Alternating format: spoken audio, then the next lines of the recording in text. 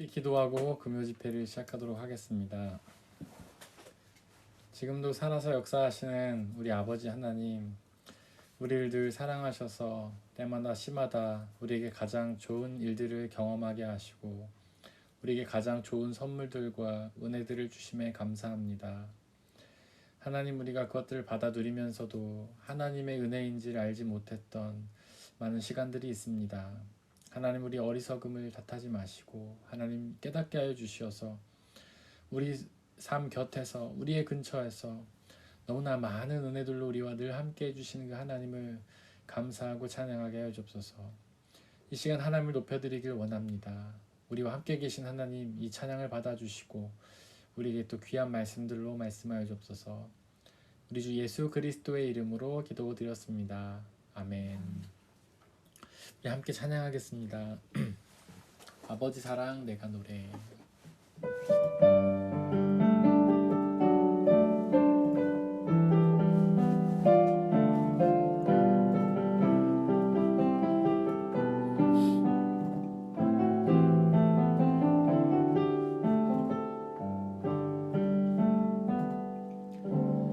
아버지 사랑 내가 노래해. 아버지 은혜 내가 노래해. 그 사랑 변함없으신 거짓 없으신 성실하신 그 사랑 갈 때 꺾지 않으시네. 꺼져가는 등불 끄지 않네. 그 사랑 변함없으신 거짓 없으신 성실하신 그 사랑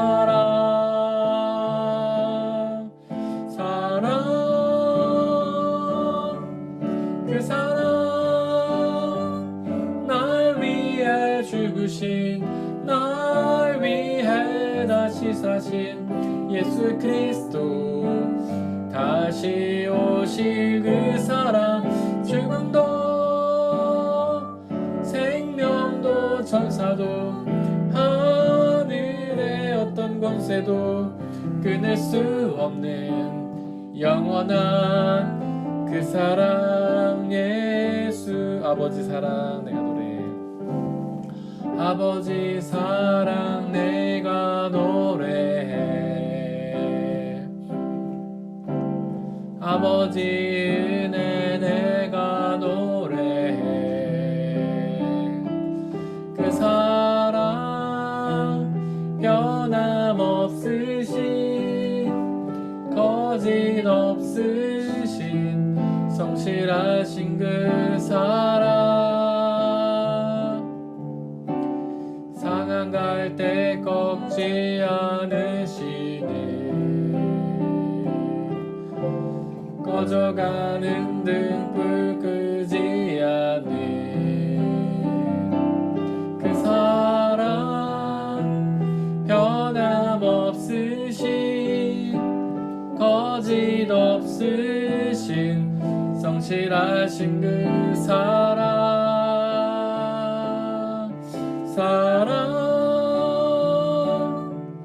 그 사랑 날 위해 죽으신 날 위해 다시 사신 예수 그리스도 다시 오실 그 사랑 죽음도 생명도 천사도 하늘의 어떤 권세도 끊을 수 없는 영원한 그 사랑 예. 아버지 사랑 내가 노래해. 아버지 사랑 내가 노래해. 아버지 은혜 내가 노래해. 그 사랑 변함없으신 거짓 없으신 않으신 성실하신 그 사랑, 사강 갈 때 꺾지 않으시네. 꺼져가는 등불 끄지 않네. 그 사랑 변함없으신 거짓 없으신 성실하신 그 사랑,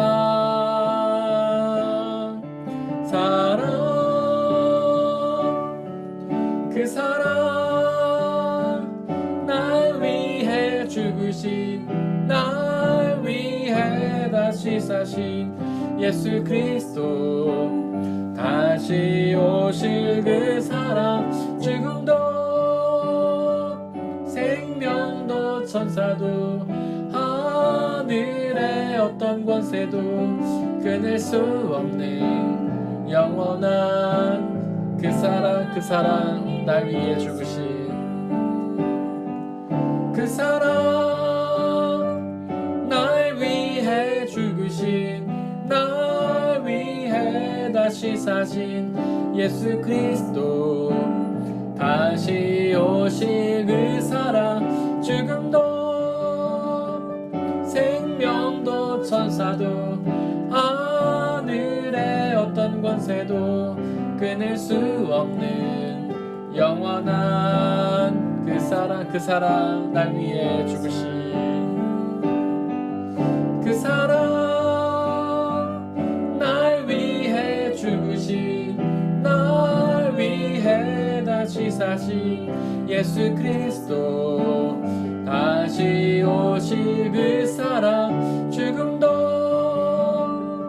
생명도 천사도 하늘의 어떤 권세도 끊을 수 없는 영원한 그 사랑 예수.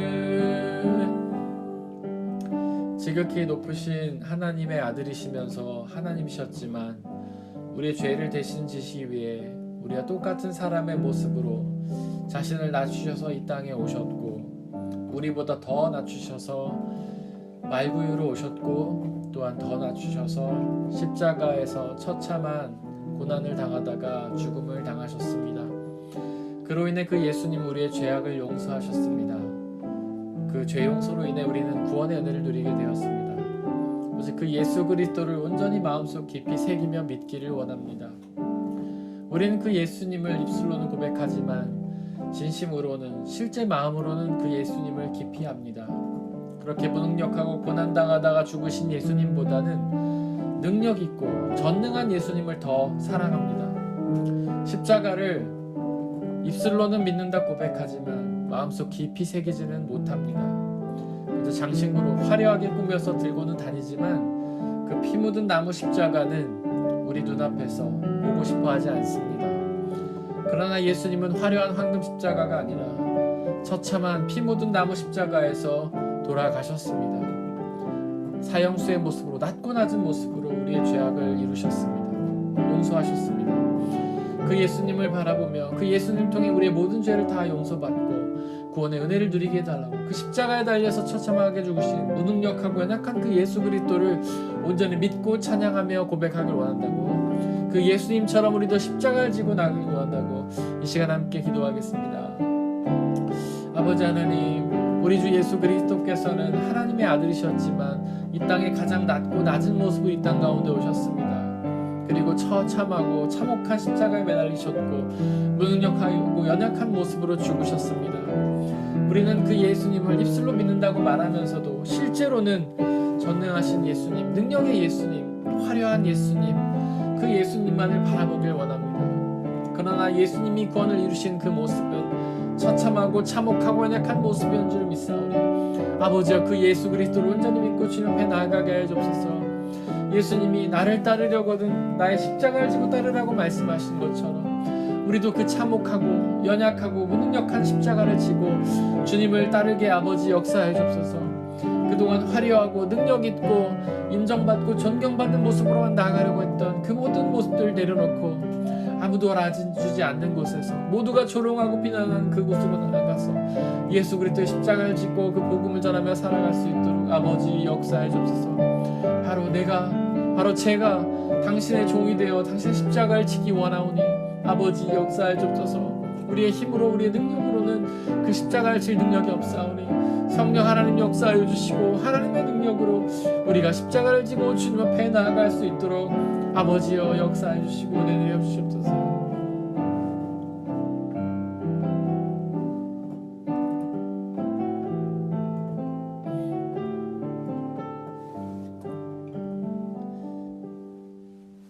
십자가 그늘 아래 나 쉬기 원하네.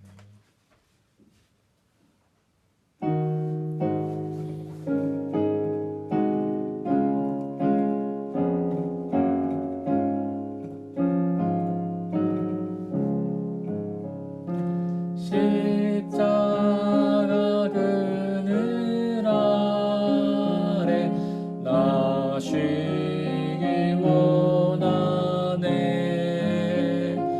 저 햇빛이 뜨겁고 또 짐이 무거워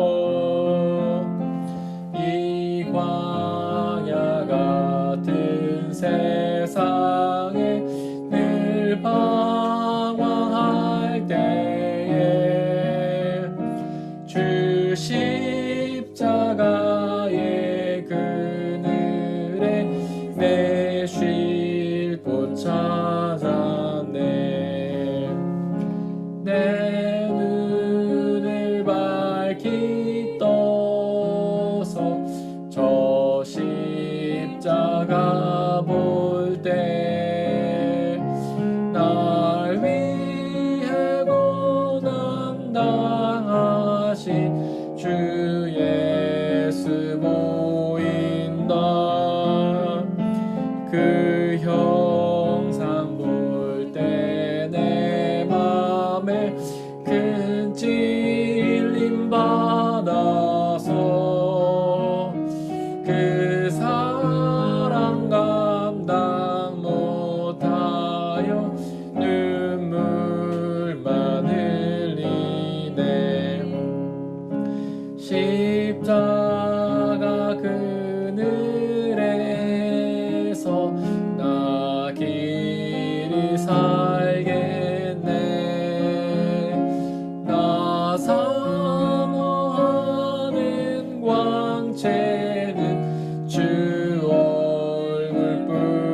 얼굴뿐이라.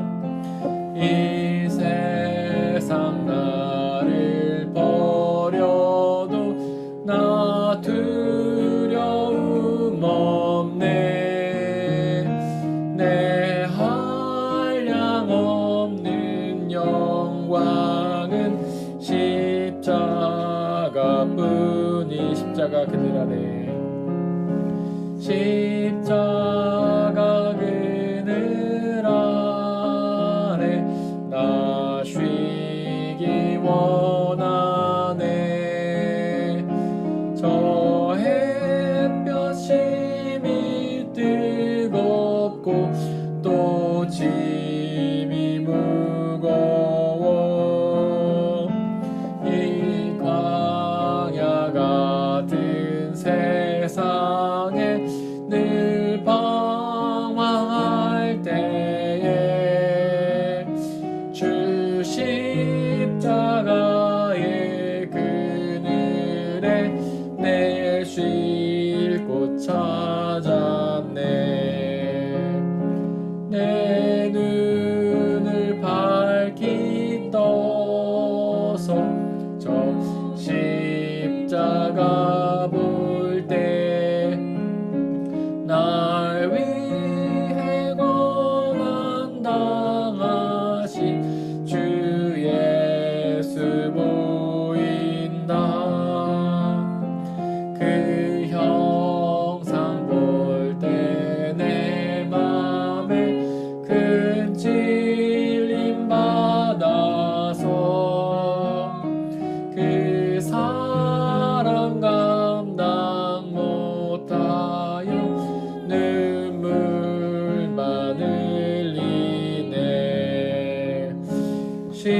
십자가 그늘에서 나 길이 살겠네. 나 사모하는 광채는 주 얼굴뿐이라. 이 세상 나를 버려도 두려움 없네. 내 한량 없는 영광은 십자가뿐이라.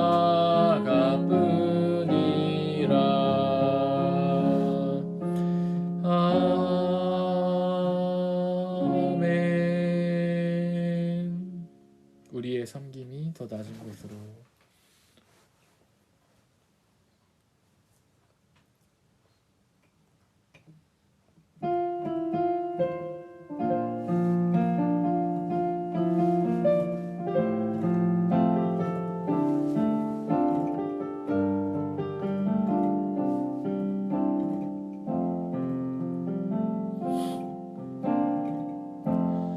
우리의 섬김이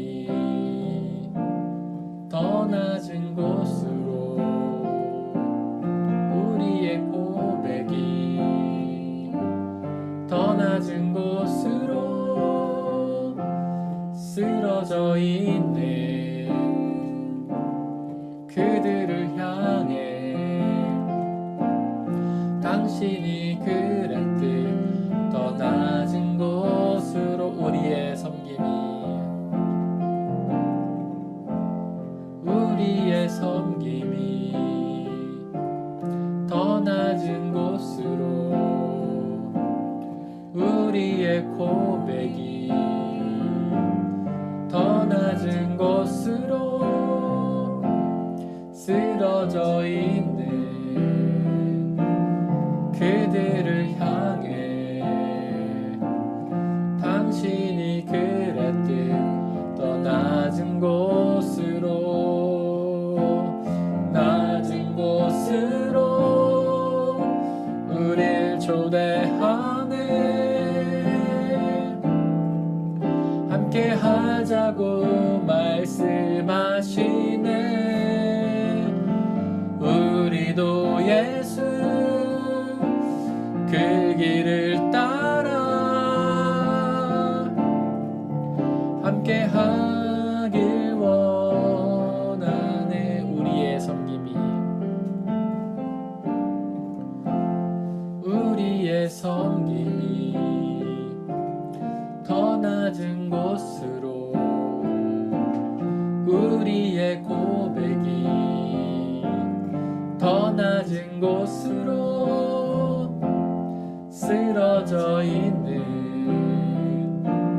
그들을 향해 당신이 그랬듯 더 낮은 곳으로. 우리의 섬김이,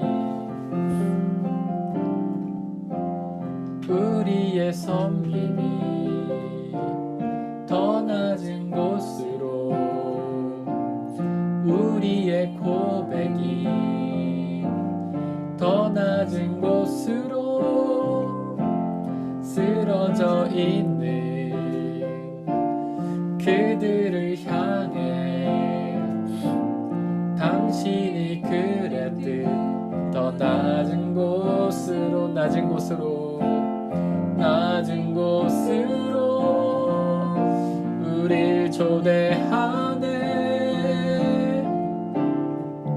함께 하자고 말씀하시네. 우리도 예수 그 길을 따라 함께 가길 낮은 곳으로, 낮은 곳으로 우릴 초대하네. 함께 하자고 말씀하시네. 우리도 예수 그 길을 따라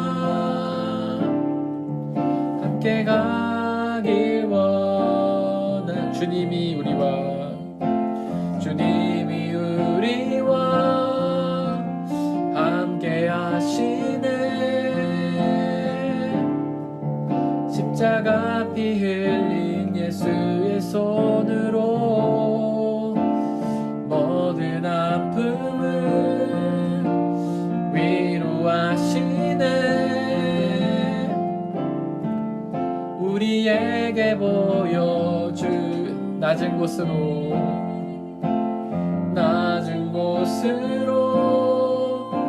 우릴 초대하네. 함께 하자고 말씀하시네. 우리도 예수 그 길을 따라 함께 가길 낮은 곳으로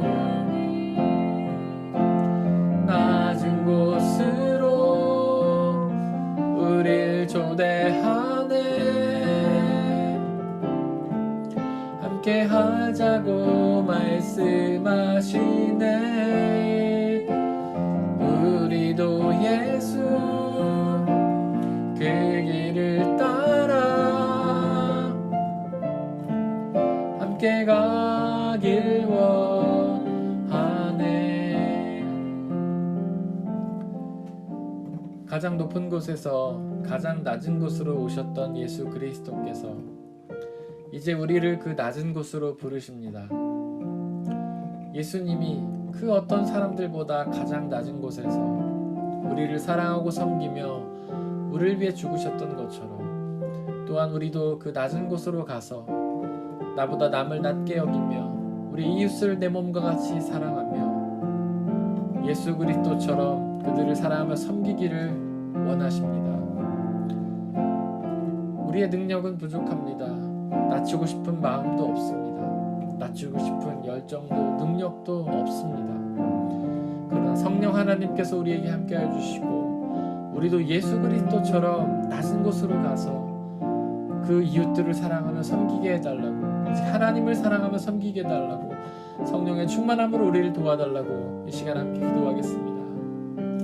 아버지여, 이 시간 간절히 기도합니다. 우리보다 먼저 낮은 곳으로 가신 그 예수 그리스도를 기억합니다. 가장 높은 곳에 계시다가 가장 낮은 곳으로 가셨던 그 예수 그리스도를 기억합니다. 그 예수 그리스도처럼 우리도 낮은 곳으로 가길 원합니다. 지극히 낮은 말구유로, 지극히 낮은 사람의 모습으로, 연약하고 무능력한 십자가의 그 달린 모습으로 우리도 그렇게 가기를 원합니다. 하나님을 위해, 이웃을 위해 우리의 무능력함을 드러내길 원합니다. 우리의 연약함과 추악함을 드러내길 원합니다. 십자가에 매달려 조롱당하기를 원합니다. 사람들에게 무능력하다고 손가락질 당하길 원합니다. 그런 모습을 통해 우리가 이웃들을 사랑하며 섬기고 그 이웃을 나보다 낮게 여기고 원수를 내 몸과 같이 사랑하며 그 모두에게 예수 그리스도의 사랑을 전하며 나아가게 아버지 역사해 주옵소서. 수도 없이 많이 시도해보지만 너무나 어렵고 힘든 일임을 고백합니다. 이웃을 사랑하려 해보다가도 자존심이 다치면 그 모든 것들을 포기하고 우리의 자존심을 드러내며 나보다 남을 더 부족하게 여긴 우리의 연약함을 내려놓고 성령의 충만함을 통해 우리를 완전히 사로잡아 주시고 그 예수 그리스도의 마음과 예수 그리스도의 모습을 우리가 완전히 본받아 주님처럼 십자가에 매달릴 수 있도록 아버지 역사하여 주시옵소서. 그로 인해 우리의 이웃들을 사랑하고 하나님을 사랑하고 주님의 뜻을 우리의 모습을 통해 이루며 나갈 수 있는 우리의 모습이 되게 아버지 역사해 주옵소서. 우리의 힘으로 불가능하오니 성령 하나님 역사하여 주시고 우리를 도와주시고 이끌어 주시옵소서. 성령 하나님 역사해 주시고 인도하여 주시옵소서.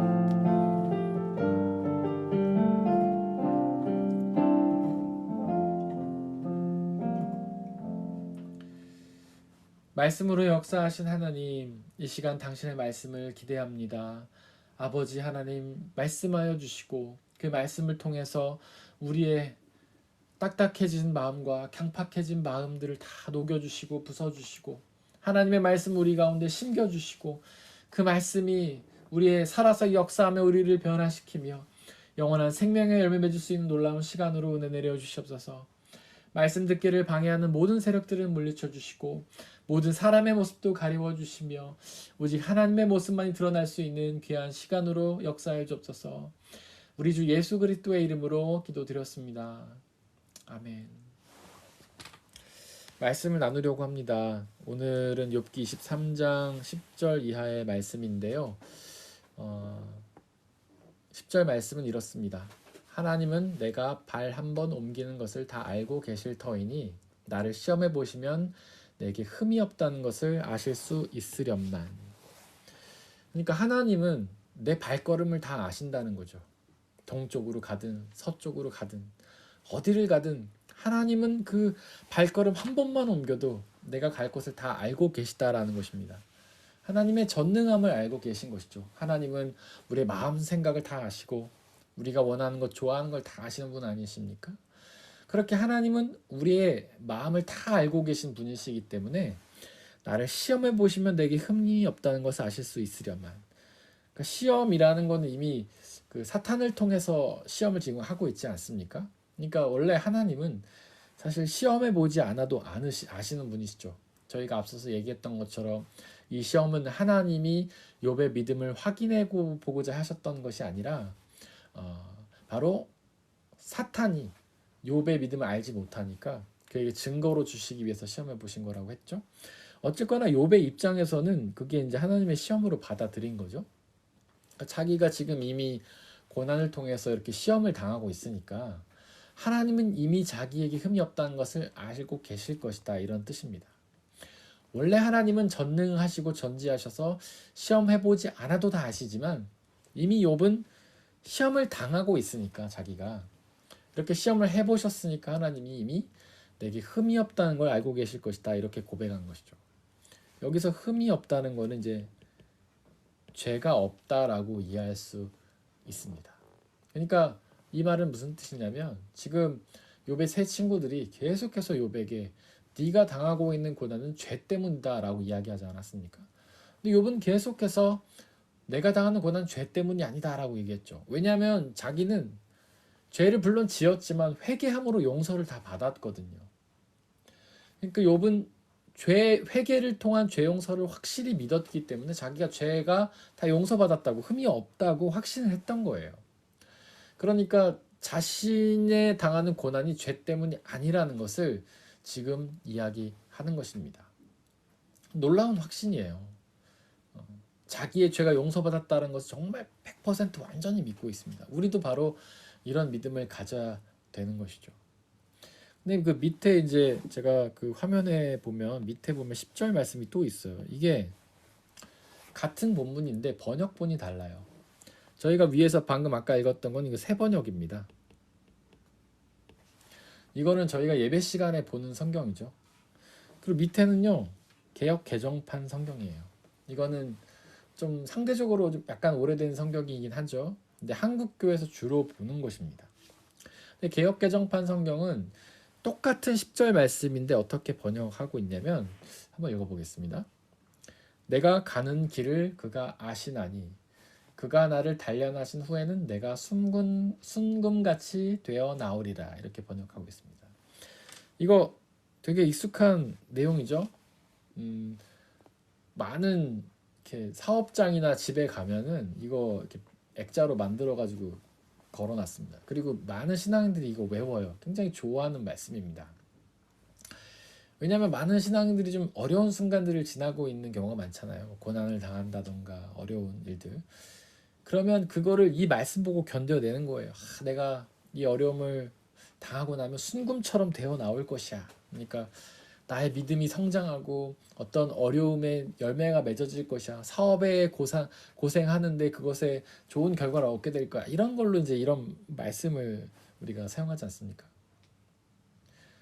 근데 같은 말씀인데 의미가 굉장히 달라요. 10절은 뭐냐면 단련하신 후에는 내가 순금같이 되어 나오리라. 그게 뭐냐면 지금 고난을 당하고 있는데 이 고난을 잘 견뎌내면은 성장한다는 것이죠. 이런 그런 뜻이에요. 뭐 다른 뜻으로도 우리 이해하지만 지금 우리가 이 어려운 일들을 이렇게 노력이 참 힘들고 어렵지만 이거를 잘 이렇게 해 나가면은 좋은 열매가 있을 거야. 사업이 힘들지만 잘 해 나가면은 좋은 성과가 있을 거야. 뭐 이런 식으로 이 말씀 쓰잖아요. 근데 앞에 말씀하고 의미가 전혀 다릅니다. 새 번역은 하나님이 모든 걸 다 아시는데 나를 시험해 보시면 내가 흠이 없다는 걸 아실 텐데 라는 거죠. 죄가 없다라는 걸 확신하는 것이고, 10절은 이 고난을 잘 견뎌내면은 신앙이 성장할 것이다 이런 뜻이잖아요. 굉장히 의미가 다르죠. 근데 같은 말을 번역한 건데 다르게 번역합니다. 공동 번역 성경은 또 어떻게 번역하고 있는가 봅시다. 조금 번역본 설명을 드리면요. 개역 개정판은 아주 옛날 성경이에요. 개역 한글판이라고 있었습니다. 옛날 성경이죠. 이거는 이제 한국 신학자들이 미국 선교사들하고 같이 번역한 내용이에요. 그래서 원어보다도 영어 성경을 더 많이 참고한 번역본입니다. 그러니까 원어를 바로 한국말로, 히브리어나 헬라어를 바로 한국말로 번역한 게 아니라 영어로 한번 번역한 거를 다시 한국말로 번역한 것이다. 물론 원어도 봤지만 영어도 많이 참고했다. 그러니까 중역이 되었다. 이렇게 이해를 하시면 돼요. 근데 번역은 반역이란 말이 있지 않습니까? 번역을 한 번 하면 의미가 되게 많이 달라져요. 왜냐면 언어만의 어떤 차이도 있고 그렇기 때문에 언어를 이렇게 번역하는 게 쉽지 않습니다. 근데 그거를 2번을 했어요. 중역. 그러면 그 안에 의미적으로 달라지는 게 굉장히 많을 수밖에 없는 것이죠. 그래서 이 개역 한글판은 좀 원어 성경의 의미에서 좀 다른 게 좀 많습니다. 근데 그걸 한번 개정한 거예요. 근데 이 개정이라는 게 뭐 어떤 의미를 정확하게 더 번역하려고 개정했다기보다는 개역 한글판에 있던 말 중에 좀 굉장히 옛날 말들이 있었거든요. 이거 뭐 아주 100년 전쯤 번역된 거니까 우리가 지금 쓰지 않는 말 되게 많았고 발음도 이상한 게 많아요. 근데 그런 거를 이제 바꾼 거죠. 개역 개정판. 그러니까 약간 말을 현대어로 바꿨을 뿐이지 의미상 크게 달라진 게 없습니다. 이게 개역 개정판이에요. 그 다음에 나온 게 이제 표준 세번역이라는 겁니다. 표준 세번역. 이거는 그러니까 개신교 신학자들이 이게 이제 원어의 의미에서 조금 거리가 머니까 원어를 직접 번역을 한 거예요. 그게 표준 세번역이에요. 근데 이 안에도 이제 좀 시간이 흐르다 보니까 뭐 좀 개정의 필요성도 있고 막 그래서 한 번 더 개정한 게 세번역이에요. 그러니까 표준 세번역을 개정한 게 세번역이다. 근데 이거는 원어 성경을 바로 번역했기 때문에 원어와 의미에 가깝죠. 그리고 모든 학문이 발달하듯이 신학도 발전을 하거든요. 그래서 이 개역 한글판 성경이 번역될 때 신학보다 이거는 뭐 제가 알기로는 한 30년 그 정도밖에 안 됐어요. 30년? 네. 제가 한번 확인해서 다시 말씀드리겠습니다. 근데 그러니까 신학이 그만큼 발전한 것이고 원래 의미에 가까워요. 그래서 저희 교회가 이 세 번역을 본 거예요. 근데 그 다음에 이제 공동 번역이라는 게 있는데 이거는 개신교 신학자들과 가톨릭 신학자들이 같이 번역한 겁니다. 뭐 한국에는 가톨릭이 이단이다 말하는 사람들이 있는데 그건 극히 일부분이에요. 아주 소수의 사람들입니다. 대부분의 사람들은 형제 종교로 생각해요. 왜냐하면 개신교가 가톨릭에서 종교개혁을 일으킬 때 가톨릭의 교리를 문제 삼은 게 아니거든요. 이 사람들의 문제점, 잘못된 것들을 이제 문제 삼은 거예요. 뭐 면죄부를 판다던가 교황중심제도 이런 거를 한 거지 교리는 똑같아요. 예수 그리스도를 통한 구원. 물론 그 안에 이제 예배 형식이나 다른 게 좀 있습니다. 뭐 고해성사라든지 뭐 그런 게 좀 있는데 그래도 교리는 똑같아요. 사도신경 그들도 고백하고 우리가 본 성경 그들도 다 보고요. 주기도 똑같이 고백하고 그렇습니다. 어쨌거나 근데 개신교 신학자들과 가톨릭 신학자들이 같이 모여서 성경을 번역했어요. 이게 공동 번역이에요. 공동으로 번역했다. 근데 사실 이 번역이 가장 잘 됐다는 평가를 받습니다. 근데 우리가 못 쓰는 이유가 뭐냐면 이 안에 이제 이름들이 있잖아요. 그거를 원어 성경에 굉장히 가깝게 음역을 했어요. 예를 들면 제자 이름 중에 뭐 안드레 있잖아요. 근데 원래 이름이 안드레아거든요. 헬라어 성경에도 안드레아로 되어 있습니다. 근데 왜 그런지 모르겠는데 개역 한글판이나 세번역은 안드레로 하고 있죠. 근데 공동번역 성경에서 이거를 번역하면서 원어에 가깝게 했어요. 안드레아 뭐 이런 식으로. 그다음에 바울도 바우로 막 이런 식으로 했어요. 그러니까 우리가 볼 땐 되게 어색한 거예요, 이게. 그래서 많은 교회들에서 이 공동 번역을 받아들이지 못합니다. 근데 사실 번역은 이게 제일 잘 됐다라는 평가를 받아요. 근데 이 공동 번역 성경은 이 10절 어떻게 번역하고 있냐면, 그는 나의 걸음을 낱낱이 아시나니 털고 또 털어도 나는 순금처럼 깨끗하리라. 새 번역 성경과 굉장히 비슷하죠. 그러니까 하나님이 욥의 발걸음을 다 아시니까 욥을 털고 또 털어도, 먼지가 나나 막 털어봐도 순금처럼 깨끗하다. 그러니까 흠이 없다라는 것을 아실 것이다. 이런 뜻인 거죠. 그러니까 새 번역과 공동 번역은 의미가 비슷합니다. 욥은 죄를 다 회개했기 때문에 흠이 없이 용서를 받았고, 죄를, 그리고 그렇기 때문에 욥이 당하는 고난은 죄 때문이 아니다. 이게 이제 공동 번역과 새 번역이 함께 이야기하고 봐요. 근데 개역 개정 성경은 이 고난을 잘 견뎌내면은 내가 신앙이 성숙할 것이다. 좋은 열매를 맺게 될 것이다. 이렇게 서로 다르게 번역하고 있죠. 루터 성경, 독일어 성경이죠. 사실 독일어 성경 중에 크게 인정받는 게 두 개가 있습니다. 루터 비벨하고 쥐리시 비벨이라는 게 있어요. 쥐리시 비벨은 이름에서 알 수 있듯이 스위스에서 번역한 겁니다. 사실 둘 중에 쥐리시 비벨을 좀 더 잘된 번역이라고 하긴 합니다.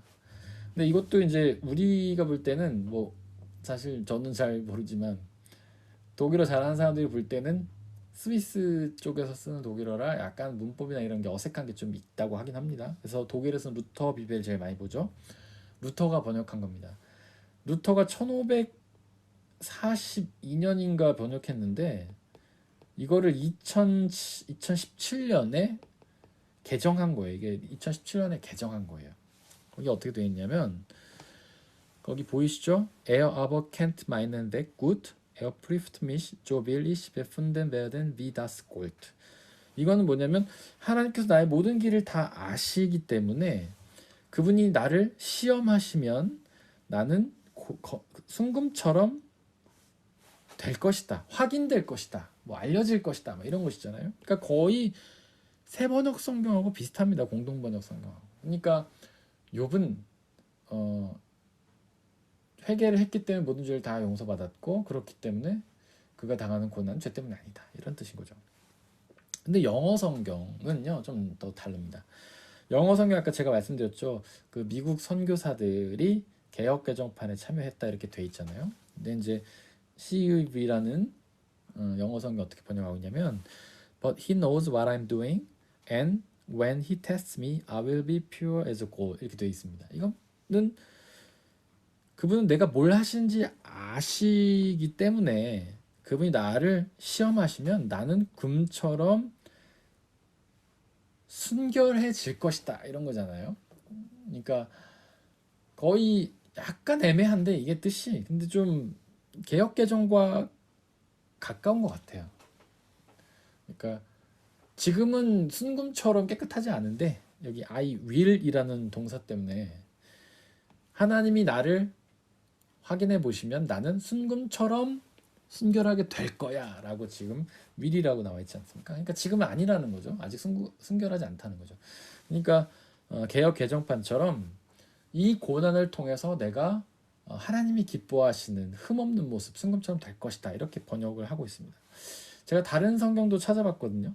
다른 영어 성경 뭐 KJV나 NIV 이거 다 영어 성경으로는 굉장히 유명한 것들인데 다 비슷해요 뜻이. 영어 성경은 대체적으로 이렇게 번역하고 있습니다. 하지만 새 번역과 공동 번역 원어 성경은 그렇게 돼 있다. 그러니까 지금 고난을 통해서 흠이 없게 되는 것이 아니라 이미 흠이 없고 그 테스트를 해보시면 하나님의 시험을 해보시면 그 흠이 없다는 사실이 확인될 것이다.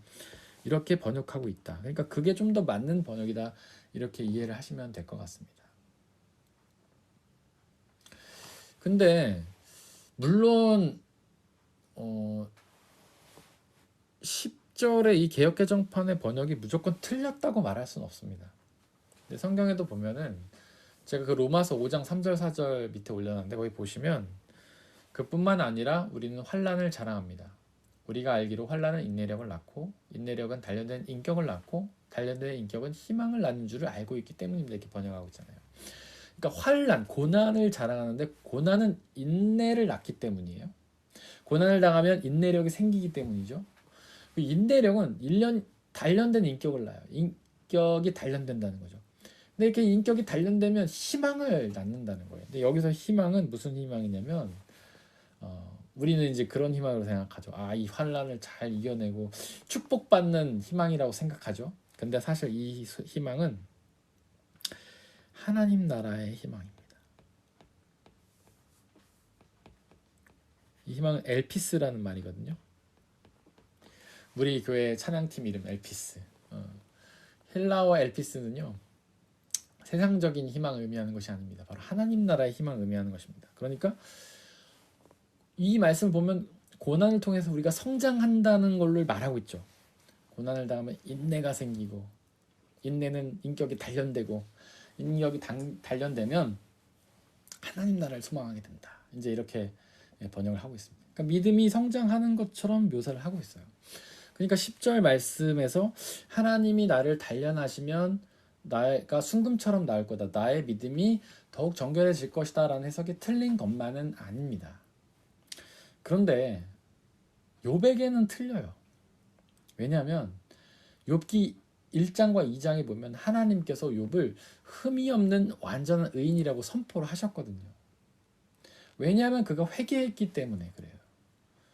그러니까 욥은 흠이 없고 완전하기 때문에 더 순금같이 나올 필요가 없는 거예요. 그러니까 이런 번역은 10절 번역은 이 말씀 자체만으로는 맞을 수도 있는데 욥기 전체적인 맥락에서는 안 맞습니다. 성경 번역의 원칙이 있어요. 그건 이제 성경 번역의 원칙만 의미하는 건 아니고 모든 책을 번역하는 번역의 원칙이 있어요. 가다머라는 학자가 말한 겁니다. 해석학자거든요. 그러니까 어떤 책을 어떻게 해석할지를 해석하는 방법을 정리해 놓은 사람이에요. 이 사람은 부분과 전체 법칙이라는 걸 말했어요. 이 부분을 해석할 때는 전체적인 맥락을 두고 해석해야 된다는 거죠. 굉장히 당연한 말 아닙니까?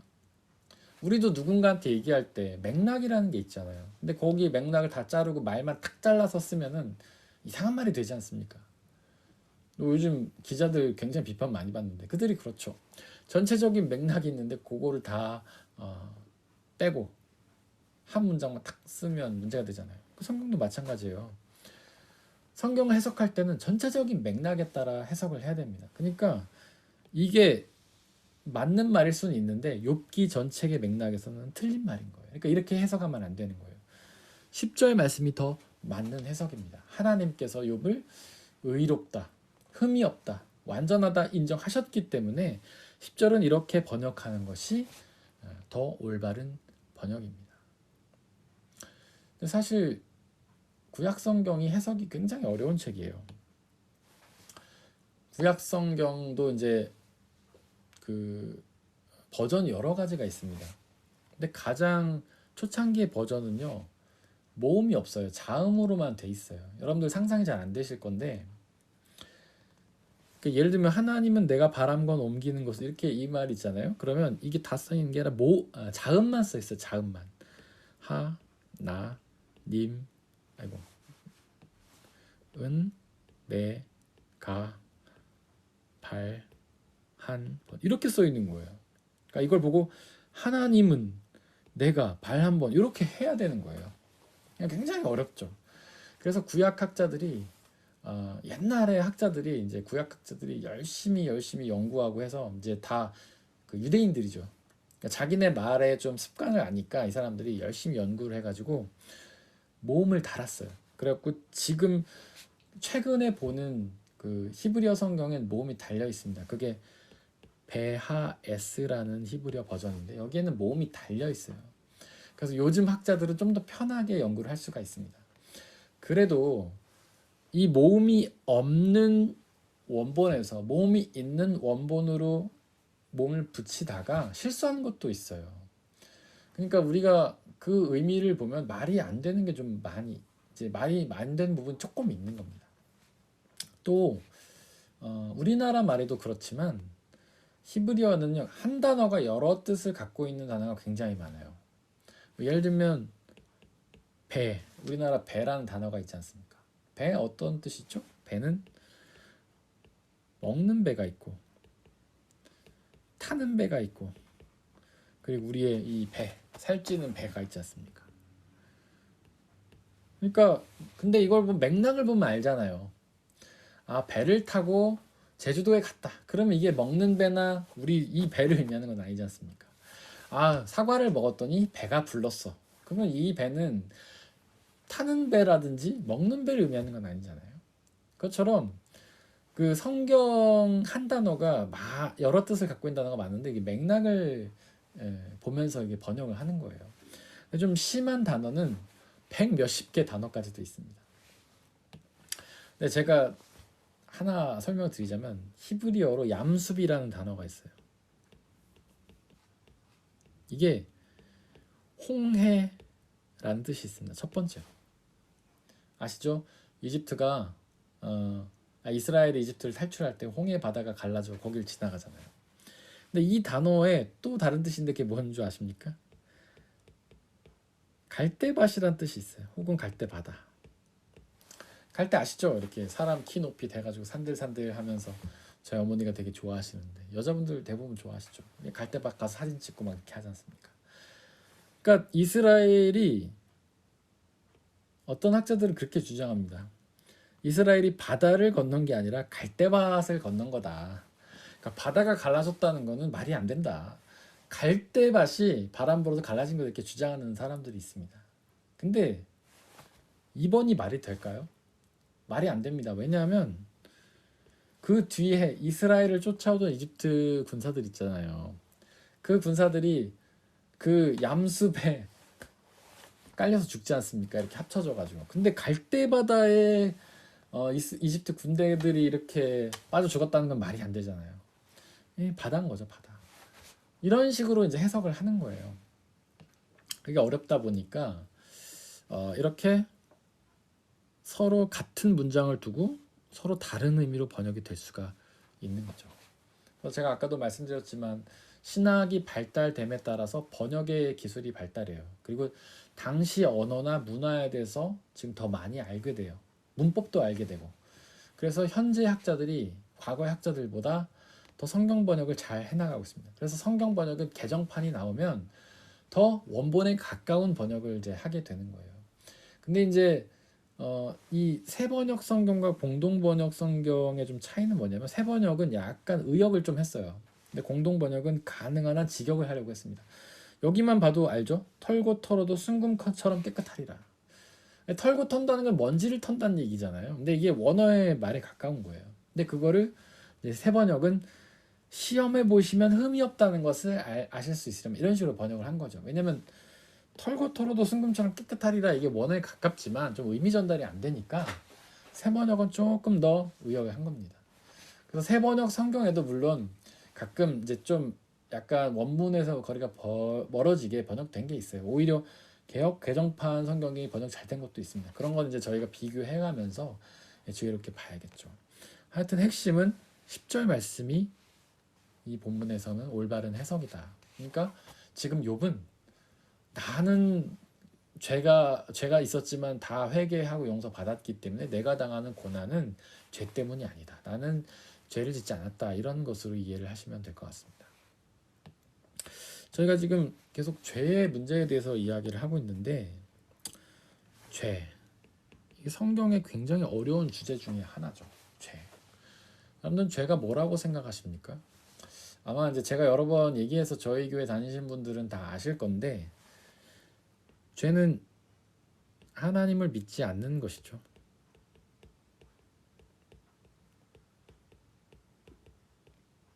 다른 말로 하면 하나님과의 분리, 그 다음에 하나님과의 관계가 파괴되었다. 관계가 파괴되었다.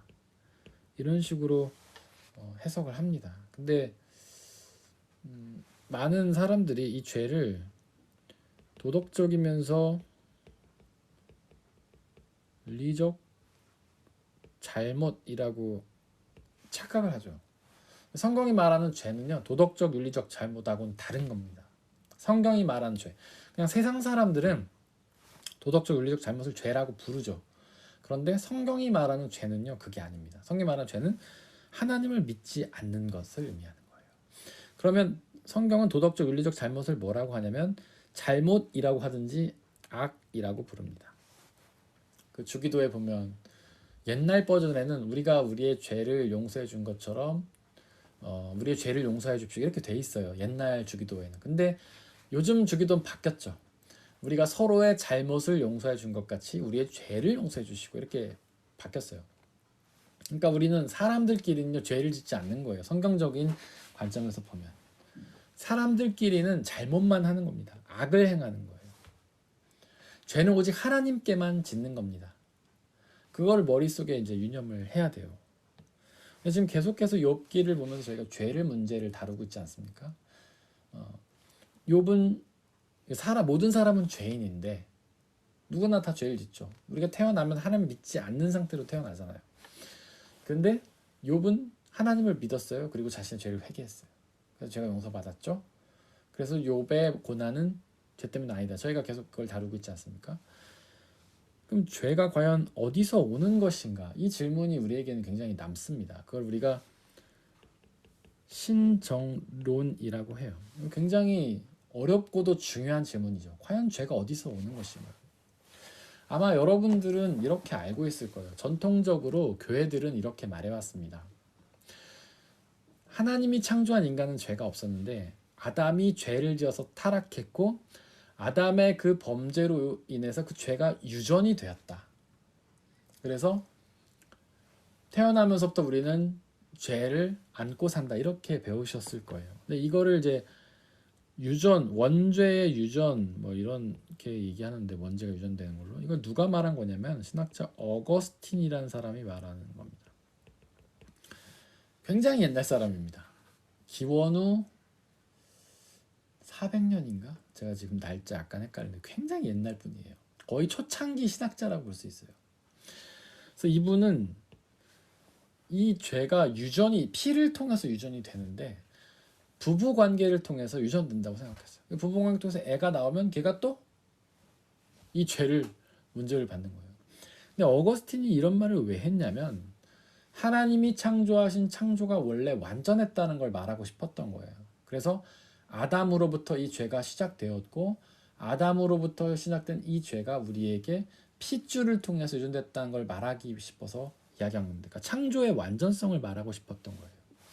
근데 이게 아주 옛날에 만들어졌다고 제가 얘기를 했는데 요즘에는 받아들여지지 않습니다. 우리는 교회에서 그렇게 많이 배우셨을 텐데 요즘 신학자들은 이거를 받아들이지 않아요. 부인해요. 왜냐하면 만약에 우리가 원죄를 피를 통해서 물려받는다고 생각해 보십시오.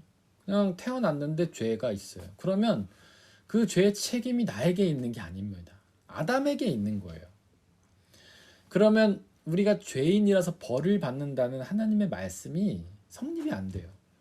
나는 태어나면서 아담이 지은 죄를 물려받은 건데 왜 내가 죄의 대가를 지고 지옥에 가야 되냐? 하나님이 불공평하다라고 따질 수 있지 않습니까? 그러니까 그게 좀 받아들여지지 않는 거예요. 그래서 많은 신학자들, 뭐 알트하우스나 브룬너, 고가르텐 이런 신학자들은 이런 점을 들어서 이 어거스틴의 원죄론을 부정합니다. 근데 이 원죄론 자체가 아무 의미가 없다는 뜻은 아니에요.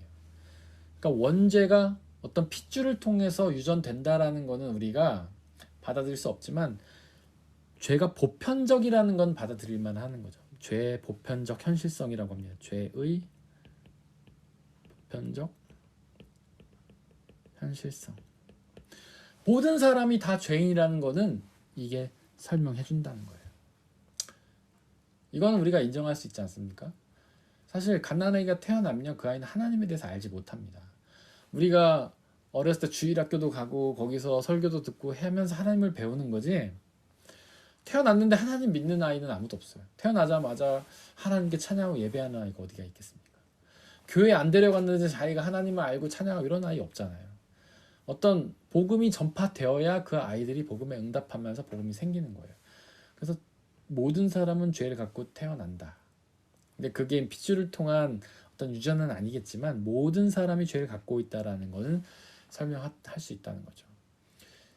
자, 오늘은 여기까지 하고요. 저희가 그 신정론에 대해서는 다음 주에 조금 더 이어서 하도록 하겠습니다. 우리 함께 찬양하겠습니다.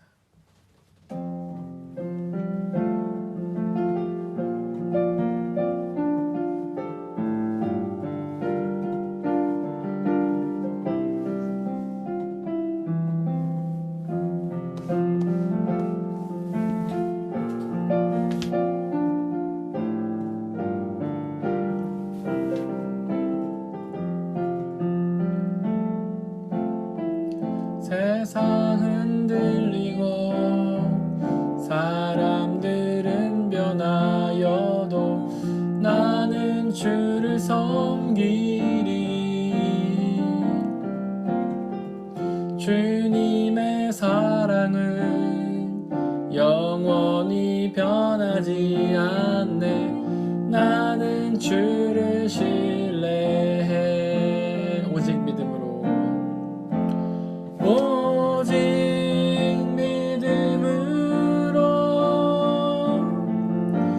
믿음으로 내가 살리라. 오직 믿음으로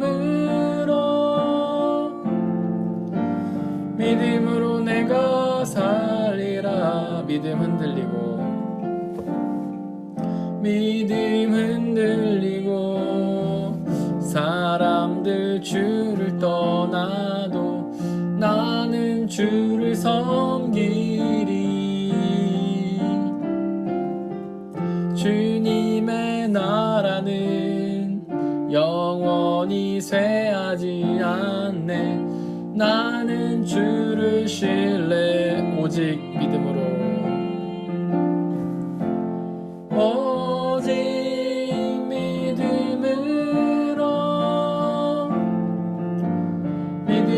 내가 살리라.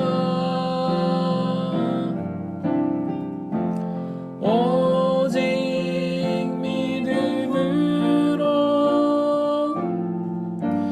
믿음으로 내가 살리라. 오직 의인은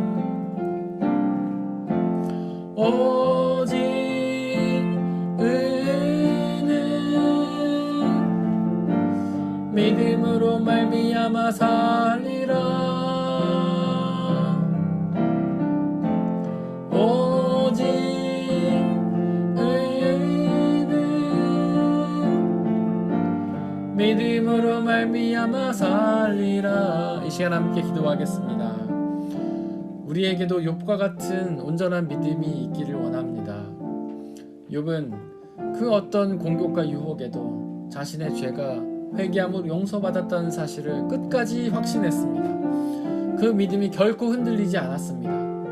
하나님의 침묵에도 사탄의 유혹과 공격에도 절대로 그 믿음이 흔들리지 않았습니다. 바로 우리에게도 그런 믿음이 있어야 합니다.